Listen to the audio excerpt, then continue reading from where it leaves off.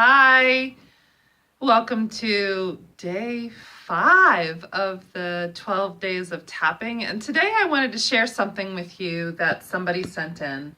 I think it's a beautiful reminder for all of us. And so this is the email, this is a part of the email that's, and this person says, I've been reading so much lately about how we create our own life, destiny, etc., by what we think and especially feel. And that's so true. Thinking positive thoughts in lieu of dwelling on or mulling over a situation that's troubling or negative.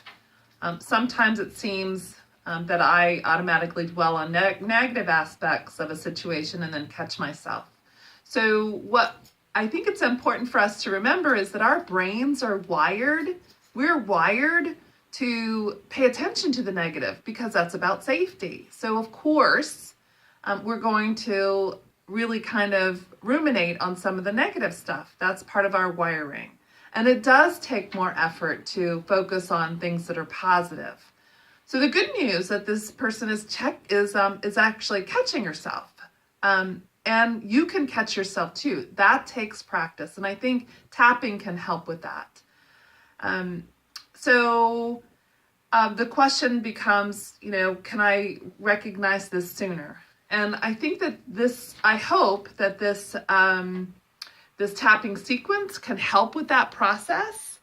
I've written some things down, so I'm going to keep looking on this side over here because I think that this can be really helpful for a lot of people. All right, so enough of that. Let's start tapping.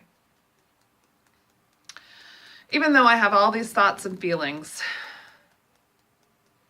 all these so-called negative thoughts and feelings, and I tend to notice what's wrong in my world and all the feelings that go with it.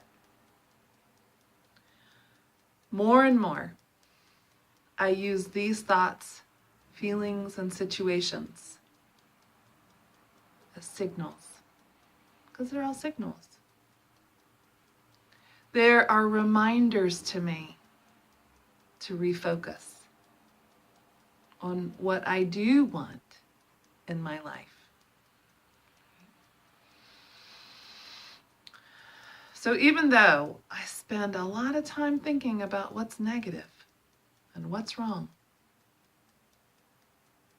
more and more, I'm learning to use these situations, these thoughts and feelings as signals. They're reminders for me to focus on what I do want in my life. Last time, even though I have this tendency to focus on the negative, and I spend a lot of time in that kind of place, I love and accept myself anyway. All right, so eyebrow. I spent a lot of time focusing on the negative. Side of the eye. That's kind of normal. Under the eye. It's been all about keeping myself safe. Under the nose. So what if I'm safe right now? Above the chin. Maybe I could remember, collarbone, that it's okay to have these negative thoughts and feelings. Under the arm. And more, I use these thoughts, feelings, and situations, eyebrow, as signals. Side of the eye. They're reminders to me to refocus on what I do want in my life now. Under the nose. What if I allowed myself to accept how I feel? Above the chin, because I am allowed to feel how I feel. Collarbone. And the less I resist it, under the arm, the less it persists. Top of the head. I'm allowed to feel this way. Eyebrow, and it's up to me to choose. Side of the eye. What to do with it and what matters most. Under the eye. I accept how I feel and I'm kind to myself. Under the nose. More and more I reach out to others. Above the chin, because helping them helps me. Collarbone. I'm remembering that pain and suffering are human, and I'm human. Under the arm, and I remember that this too shall pass.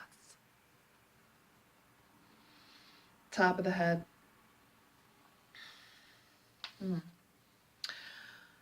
I accept, acknowledge, and validate how I feel.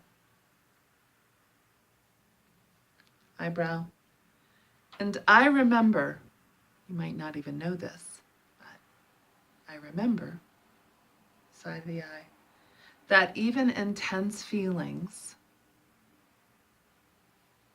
under the eye eventually fade. Really think about that. Under the nose, even intense feelings eventually fade.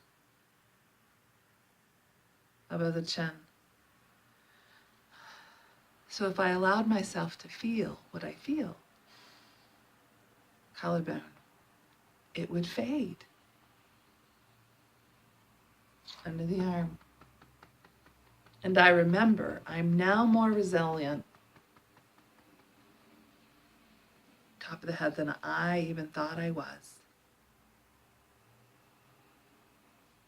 Eyebrow, more and more. Side of the eye, I'm learning to love, honor, and accept all of who I am.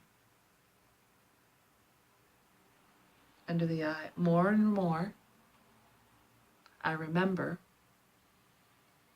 under the nose, that some of the pressure that I feel above the chin is what I put on myself. Collarbone, and I have choices. Under the arm, and I choose to focus on being good enough, doing good enough, and having good enough. Top of the head, and I'm learning to set limits. Eyebrow. And as I remember, side of the eye, that so-called negative thoughts under the eye and feelings under the nose are signals. Above the chin, they're signaling me to refocus. Collarbone, refocus on what I want in my life.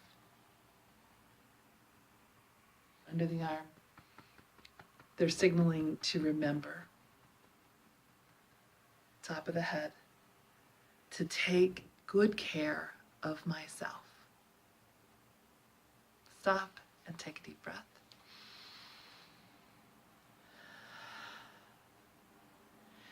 So this sequence combined some of that email that I got along with an article. I'll include the link to the article from Good Therapy on different strategies for helping yourself through the holiday.